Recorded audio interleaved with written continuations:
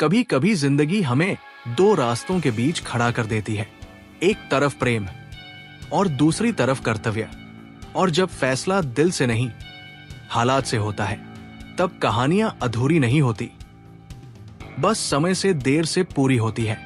कुछ प्रेम कहानियां सच में खत्म नहीं होती, वे बस इंतजार करती है उस पल का जब समय उन्हें फिर से मिलाने के लिए तैयार हो जाए। नमस्कार दोस्त, आज की कहानी है एक वचन की, एक विरह की और एक ऐसी वापसी की जो आंसू भी देती है और सुकून भी। इंजीनियरिंग कॉलेज का पहला दिन था। भीड़, हलचल, नए चेहरे और उन्हीं चेहरों के बीच खड़ी थी सिया। साधारण कपड़े, आत्मविश्वास भरी आंखें। अभिषेक ने उसे पहली बार वही देखा। पहले नोट साझा हुए, फिर लाइब्रेरी में साथ पढ़ाई, फिर कैंटीन की चाय। 4 साल कब गुजर गए पता ही नहीं चला। दोनों अलग नहीं थे, उनके सपने भी एक जैसे थे। सिया अक्सर कहती, जिंदगी में बड़ा घर नहीं चाहिए, बस सुकून चाहिए। अभिषेक हंसकर कहता, और सुकून का नाम है सिया। दोनों ने तय कर लिया था, नौकरी मिलते ही शादी। उन्हें लगा था प्रेम ही सबसे बड़ी ताकत है। उन्हें नहीं पता था समाज कभी कभी प्रेम से बड़ा हो जाता है। अभिषेक के पिता एक सम्मानित व्यापारी थे। उनकी दोस्ती सालों पुरानी थी अपने मित्र महेंद्र जी से। सालों पहले दोनों ने मजाक मजाक में वादा किया था, हम अपने बच्चों की शादी आपस में करेंगे। वादा मजाक में था, लेकिन समय ने उसे गंभीर बना दिया। महेंद्र जी गंभीर बीमारी से जूझ रहे थे। उनकी आखिरी इच्छा थी अपनी बेटी नेहा की शादी उसी घर में देखना। एक रात पिता ने अभिषेक को बुलाया, बेटा, मेरी इज्जत और एक मरते आदमी की आखिरी इच्छा तुम्हारे हाथ में है। अभिषेक के पैरों तले जमीन खिसक गई। लेकिन पापा, मैं सिया से, प्रेम बाद में भी हो सकता है, लेकिन वचन टूट गया तो सिर उठाकर नहीं जी पाऊंगा। अभिषेक पहली बार समझा, कर्तव्य कभी कभी दिल से बड़ा हो जाता है। शाम का समय था। सिया और अभिषेक उसी पुराने पार्क में बैठे थे। अभिषेक ने सारी सच्चाई बता दी। सिया चुप रही, आंसू गिरते रहे। काफी देर बाद उसने कहा, मैं तुम्हें रोकर कमजोर नहीं बनाऊंगी। अगर तुम्हारा जाना किसी पिता की अंतिम इच्छा पूरी करता है तो जाओ, और तुम? मैं जीना सीख लूंगी। उस दिन दोनों ने एक दूसरे का हाथ छोड़ा। कोई कसम नहीं, कोई नफरत नहीं, बस एक अधूरापन। नेहा से शादी हो गई। नेहा बेहद सरल और संवेदनशील थी। वो जल्द समझ गई उसके पति के दिल में कुछ छुपा है। एक रात उसने पूछा, क्या मैं आपके जीवन में पहली नहीं हूं? अभिषेक ने पहली बार किसी से सच्चाई स्वीकार की। नेहा की आंखें भर आई, लेकिन उसने कहा, मैं आपके अतीत से नहीं लड़ूंगी, बस मुझे सम्मान दीजिए। धीरे धीरे रिश्ता बदलने लगा। मजबूरी से सम्मान, सम्मान से अपनापन, और फिर नेहा मां बनने वाली थी। अभिषेक सच में खुश था। रात का समय था। अस्पताल के सफेद गलियारे अजीब सी खामोशी से भरे हुए थे। दीवार पर लगी घड़ी की टिक टिक जैसे हर सेकंड दिल पर चोट कर रही थी। नेहा प्रसव कक्ष के अंदर थी। अभिषेक बाहर बेचैन कदमों से चक्कर काट रहा था। अचानक अंदर हलचल बढ़ी। नर्सें तेजी से भागने लगी। मशीनों की आवाज तीखी हो गई। कुछ देर बाद डॉक्टर बाहर आए। उनकी आंखों में गंभीरता थी। आवाज हल्की कांप रही थी। स्थिति जटिल है, हमें तुरंत फैसला लेना होगा। अभिषेक का गला सूख गया। अंदर नेहा दर्द में थी, लेकिन उसकी आंखों में अजीब सा सुकून था। जब अभिषेक को कुछ क्षण के लिए उसके पास जाने दिया गया, नेहा ने बहुत मुश्किल से उसका हाथ पकड़ा। अगर कुछ हो जाए तो बच्चे को बचा लीजिए। नेहा, ऐसा मत कहो। अभिषेक की आवाज टूट गई। नेहा मुस्कुराई, आप अच्छे पिता बनेंगे, मुझे पता है। कुछ देर बाद ऑपरेशन थिएटर का दरवाजा बंद हो गया। फिर अचानक एक तीखी मासूम रोने की आवाज पूरे गलियारे में गूंज उठी। बेटा जन्म ले चुका था। अभिषेक के होंठ कांपे, आंखों से आंसू अपने आप बन निकले, लेकिन अगली खबर ने उसकी सांसें रोक दी। हम नेहा को नहीं बचा सके।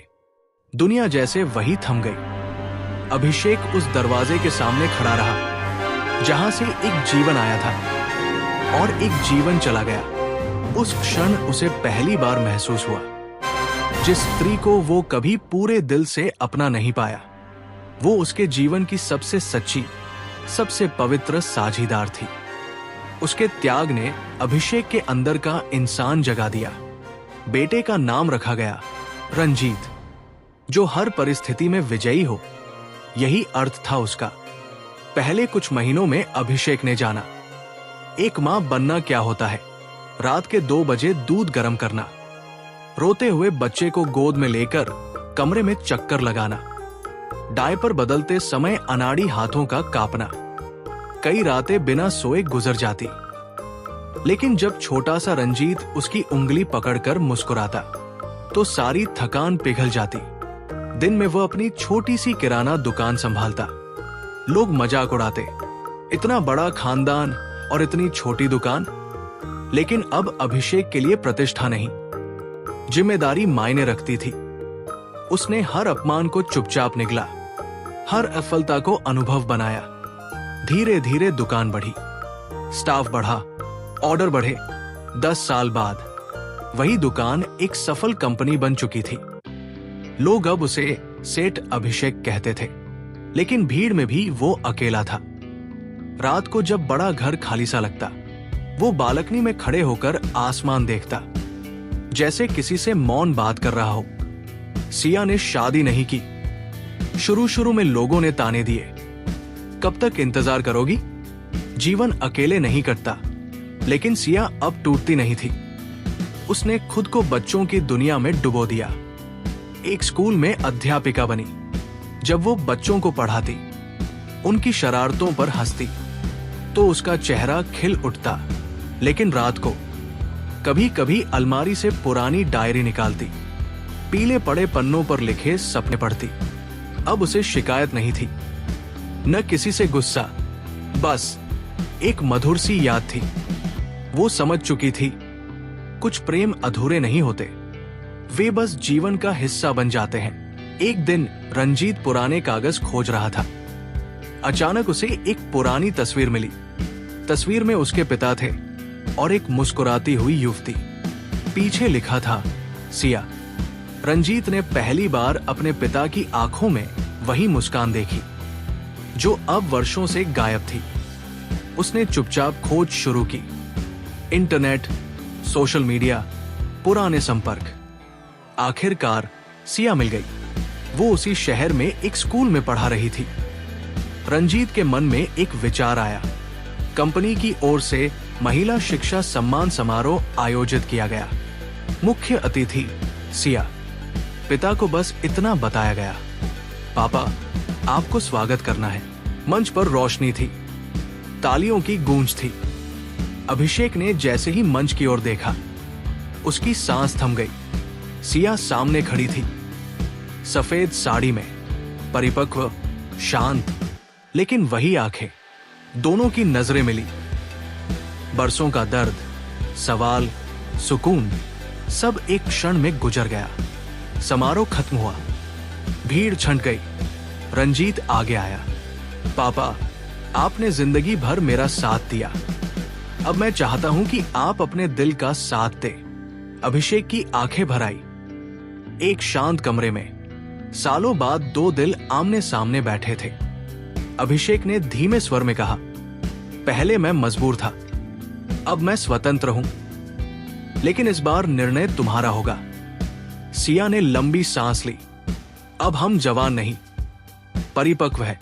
अगर रिश्ता बनेगा तो प्रेम से नहीं, सम्मान से शुरू होगा। कुछ महीनों तक दोनों ने बात की, समझा, बीते समय को स्वीकार किया। फिर एक दिन बहुत ही सादा, शांत समारोह हुआ। न बैंड, न समाज का दबाव, बस आशीर्वाद। रंजीत ने पिता का हाथ सिया के हाथ में रखा। अब आप अकेले नहीं हैं, पापा। अभिषेक ने पहली बार सुकून से आंखें बंद की। उसे लगा समय ने देर की, पर अन्याय नहीं किया। कुछ प्रेम कहानियां अधूरी नहीं होती, वे बस समय से मिलने का इंतजार करती है। क्या अभिषेक ने सही किया? क्या सिया का इंतजार सही था? आप होते तो क्या फैसला लेते? कमेंट में जरूर बताइए। इस कहानी ने अगर आपके दिल को छुआ हो तो एक लाइक जरूर दीजिए, और ऐसे ही सच्चे रिश्तों की कहानियों के लिए चैनल को सब्सक्राइब करना मत भूलिए। धन्यवाद।